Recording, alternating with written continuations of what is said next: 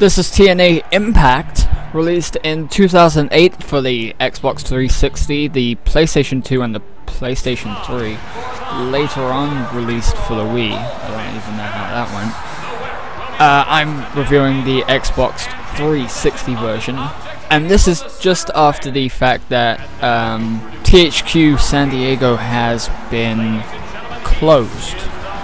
THQ San Diego mostly worked on this game as part of Midway back in from 2005 to 2008, which was about a 3 to 4 year development period for a game that was largely underwhelming for the wrestling community.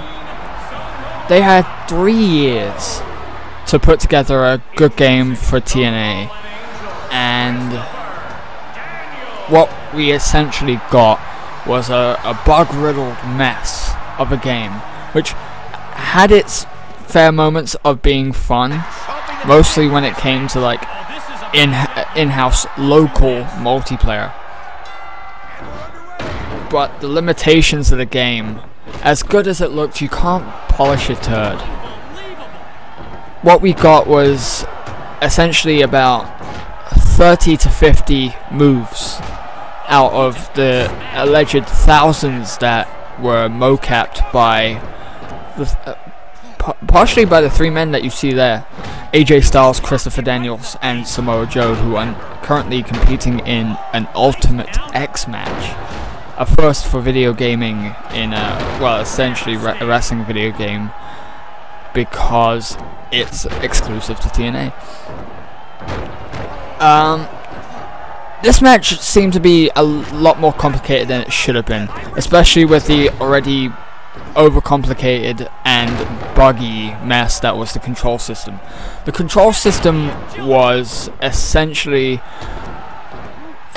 about three buttons for punching and kicking, 1 for grappling. You'd have to use the left shoulder button to initiate a strong grapple. And no matter if you had a strong grapple, weak grapple, or what have you, you always seem to be pulling off the same moves. The reversal system wasn't as great as people expected it to be, because according to Midway, the reversal system was quote-unquote always live, so you could always pull off a reversal when you needed one. But the timing was very off, considering the fact that when the button prompt to reverse would pop up on the screen, it was way too late. You have to hit the button just before that prompt hits the screen, which made it infinitely more complicated than it should have been. The Ultimate X match was pretty much a hit the middle of the meter game, as you can see here, with the targeting growing ever faster, and you could use this control scheme to your advantage, because if you get far away enough from your opponents whilst you're still climbing, you can still kick them off and then back away, and then when they're thinking, oh, the AI is thinking, oh, I'm safe, they're not going to come back for me, you turn around and then kick them off anyway, which was entirely stupid. Wasn't a huge fan of that. And for what is supposed to be TNA's signature match type, with so many high-risk, fast-paced matches coming out of this Ultimate X, the gameplay was slow, plodding, and eventually would just get to a point where the AI consistently would try and climb the ropes and grab the X without having to be smart enough to knock your opponent out, aside from kicking you off of the cables, which was entirely way stupid. Oh, he needs some smelling salts. He's not getting up. One of the good things, though, that TNA Impact brought to the table was the fact that you could interrupt moves in the middle of moves, so you could throw a kick whilst, let's say, Samoa Joe was about to hit the backbreaker on AJ Styles, and the animation would stop, which would have you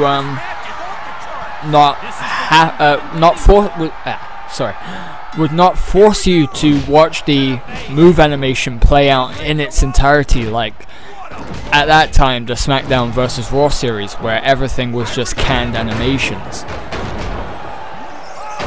which was actually pretty cool. The Fatal 4-Way, as you can see here, was just plain annoying for me.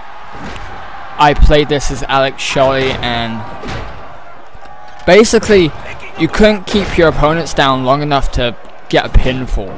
And I know I'm gonna spoil the ending of the match for this, but you're not seeing the full match anyway, so it shouldn't matter.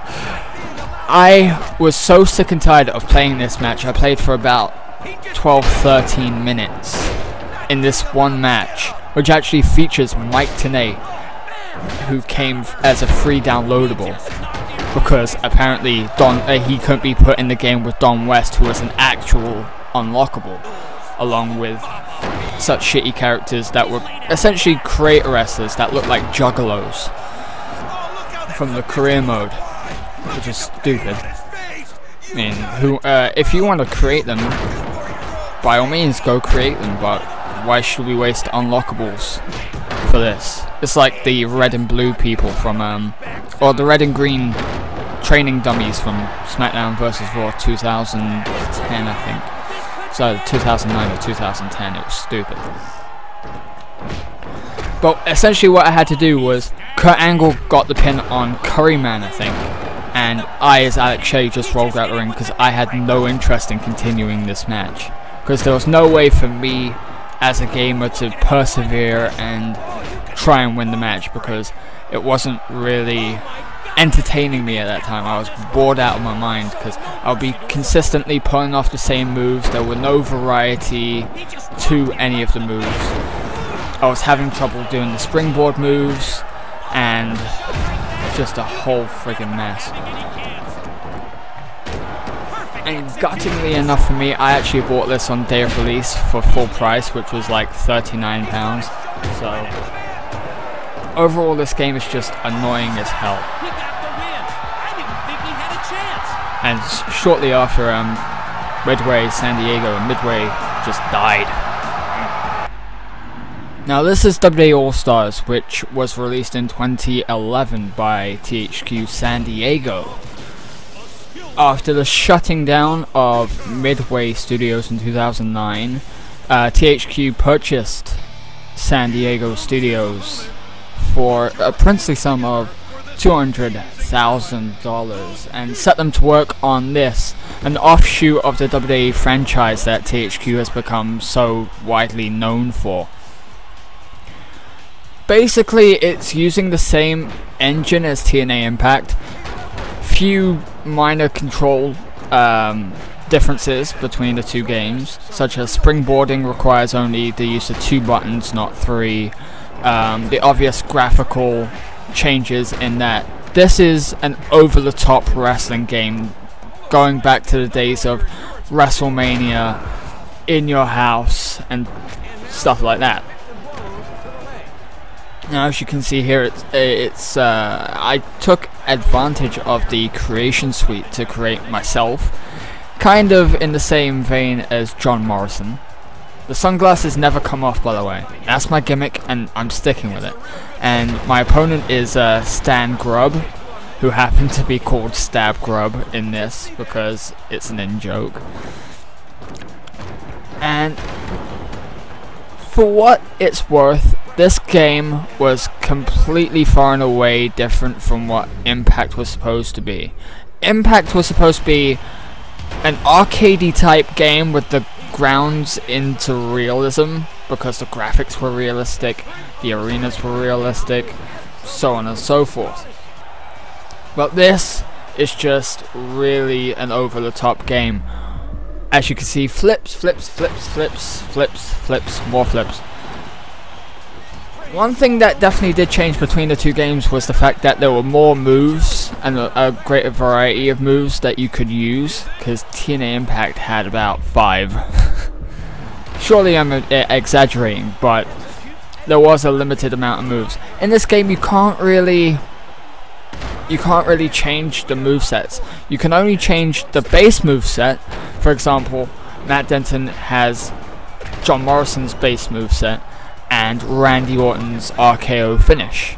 That's basically the customization of your moveset. And for Stan, his finisher is the knockout punch as used by the Big Show. And his moveset is based off of John Cena. Now, I'm gonna quickly, in a few seconds, flip to the finish of the match, which was basically me giving this guy an RKO. But it was an easy game to get into. A very easy game to just pick up, play, and enjoy. And that's what really had it appeal to me. I don't want to sit there and learn endless button combinations in the same vein as the old WWE Attitude game. It's just, you can pick it up, play it, and that's all you really need to do. That being said, there were a few issues stemming from the reversal system. Impact had the 1 button reversal, this has 2, and it's still a bit hit and miss as to whether or not you can reverse moves. The timing seems to be off, which kinda sucks, but you know, it's something to learn on. Now, as you can see here, it's a tag team free-for-all match between myself and Edge versus Sergeant Slaughter and Jack Swagger, and this is part of the Championship Path game mode, where you can go up against Undertaker for the World Heavyweight Championship, Randy Orton for the WWE Championship, and D-Generation X for the Tag Team Championship. And it's basically just a gauntlet of about 10-11 matches to lead you up into the title match, which isn't too bad. It's not the greatest thing in the world. It's interspersed with maybe 2 or 3 cutscenes explaining, or just promos from Randy Orton, Undertaker, and Triple H and Shawn Michaels about your progress in the mode. Other than that, it's nothing special. It's just a series of matches that you can pretty much have in an exhibition mode. The crown jewel we'll see in a minute, not just briefly, would be the fantasy warfare matches, which stemmed from a series of articles in WWE Magazine. And it is amazing the way that they took out time to create original video packages to hype up these matches. For example, in a few seconds you'll see CM Punk versus Stone Cold Steve Austin, which is a match I want to see. And they make it look like they're feuding with each other in the form of promos, even though they've never really had that much screen time together, which is amazingly well produced. And good on THQ San Diego for putting the WWE video library to use. In this example, I basically picked CM Punk, one of my favorite wrestlers, obviously, and gave Stone Cold Steve Austin a go to sleep. There's many more examples, such as Roddy Piper versus Drew McIntyre, Edge versus Bret Hart, and so on and so forth. This game is primo, and I'm now disappointed that there won't be an All Stars 2 from THQ San Diego due to their closing.